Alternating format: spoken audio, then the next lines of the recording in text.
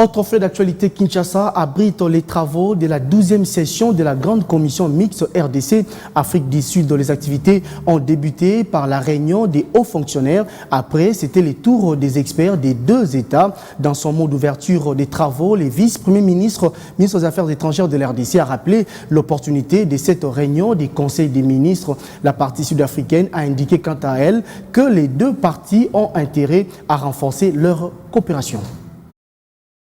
Aux travaux de la 12e session de la Grande Commission mixte RDC-Afrique du Sud, les activités ont débuté par la réunion des hauts fonctionnaires, suivis des travaux des experts des deux pays.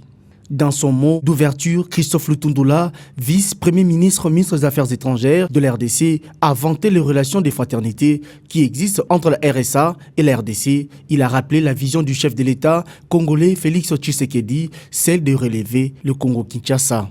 Cela se fera, dit-il, avec les Congolais ainsi que les partenaires multilatéraux, dont notamment l'Afrique du Sud, qui s'est toujours engagé aux côtés du pays de Lumumba.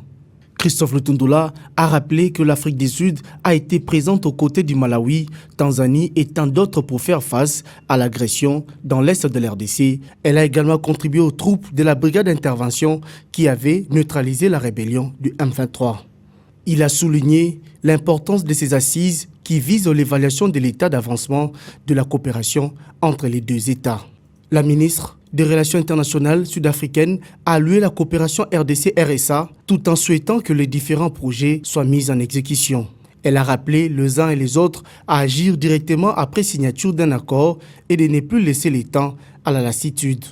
Mis à part les vice-premiers ministres des Affaires étrangères, la RDC a été représentée par les vice-premiers ministres de l'Intérieur, celui de la Défense nationale, Jean-Pierre Bemba Gombo, et les ministres d'État en charge de l'intégration régionale, l'organisateur de cette rencontre. Juste après la photo des familles, s'en est suivi sans transition le Conseil des ministres à huis clos qui a pour rôle de préparer les documents à soumettre les jeudis à la sanction des présidents Félix Tshisekedi et de son homologue sud-africain Cyril Ramaphosa.